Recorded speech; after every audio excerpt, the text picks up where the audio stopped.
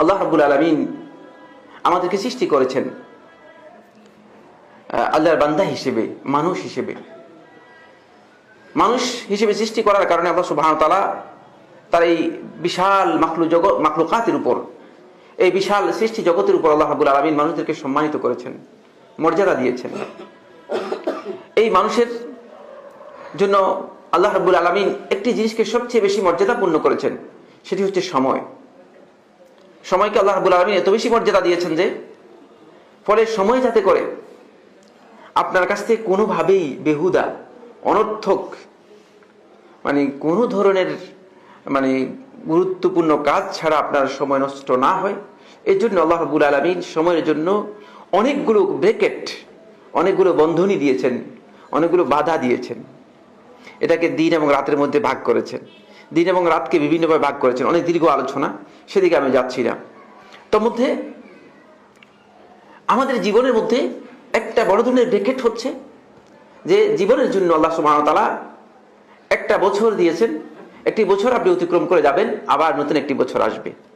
বিগত বছর অতিক্রম করে আসলেন, আর আগামী বছরকে আপনি ইস্তেকবাল করলেন, আগামী বছরকে আপনি অভ্যর্থনা জানালেন।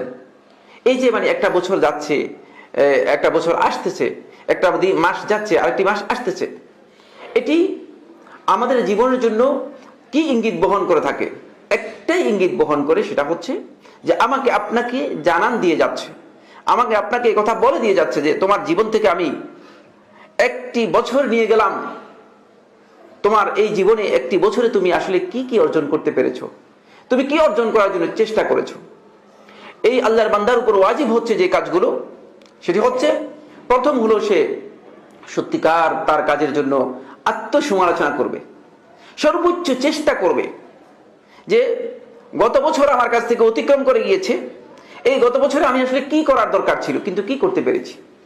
তিনি আত্মসমালোচনা করবেন, কারণ তার জীবন থেকে একটি বছর পার হয়ে যাচ্ছে, অতিক্রম করে যাচ্ছে।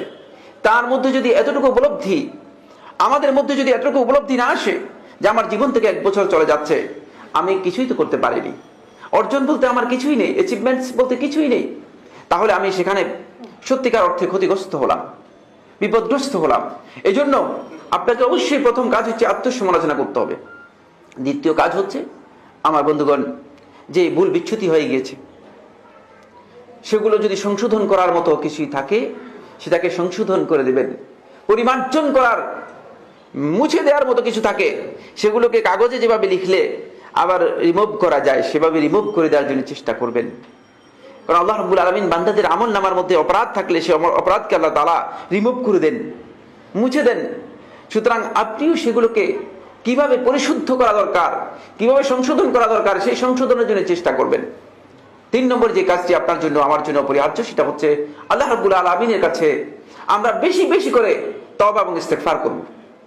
কারণ আপনার আমার জীবন থেকে একটি সময় চলে যাচ্ছে, যেটাকে আমাদের জীবনের জন্য, মানব জীবনের জন্য মূলধন হিসেবে আল্লাহ তাআলা কোরআনের মধ্যে উল্লেখ করেছেন। সূরাতুল আসর পড়লে আপনারা পেয়ে যাবেন বিস্তারিত।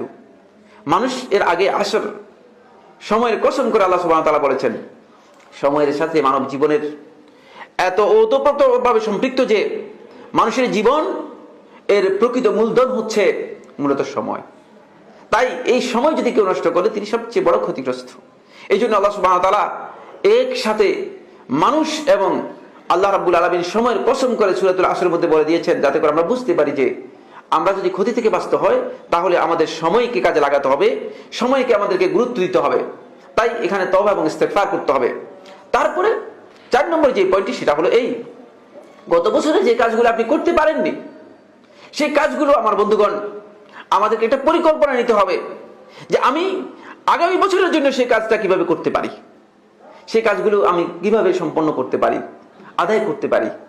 আমার পরিকল্পনার মধ্যে ছিল, কিন্তু সেই কাজটা আমি করতে পারিনি। আগামী বছর সেই কাজগুলো করা সম্ভব কিনা, এই জন্য আপনাকে অবশ্যই কি করতে হবে, পরিকল্পনা নিতে হবে, যাতে করে আগামী বছর আপনি সেই কাজগুলো সম্পন্ন করতে পারেন। আরেকটি বিষয় সর্বশেষ যেটা, সেটা হলো এই, ঈমানদার আল্লাহর বান্দাদের উপর অপরিহার্য কাজ হচ্ছে, ঈমানদার ব্যক্তির গতকালের চেয়ে আগামীকাল, গত মাসের চেয়ে আগামী মাস, গত বছরের চেয়ে আগামী বছর হবে উত্তম, আগামী বছর হবে আমলের দিক থেকে অনেক উন্নত।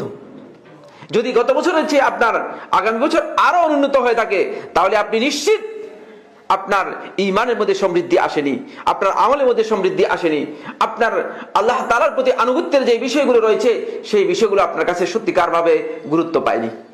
এই জন্য আপনি কি গত বছরের থেকে মানে এই আগামী বছরটাকে কিভাবে আপনি পরিকল্পনা করবেন এবং কিভাবে আগামী বছরকে, আগামী দিনকে, আগামী মাসকে আপনি আরো বেশি সমৃদ্ধ করবেন, সেই বিষয়টি আপনাকে অবশ্যই খেয়াল রাখতে হবে, অবশ্যই সেখানে গুরুত্ব দিতে হবে।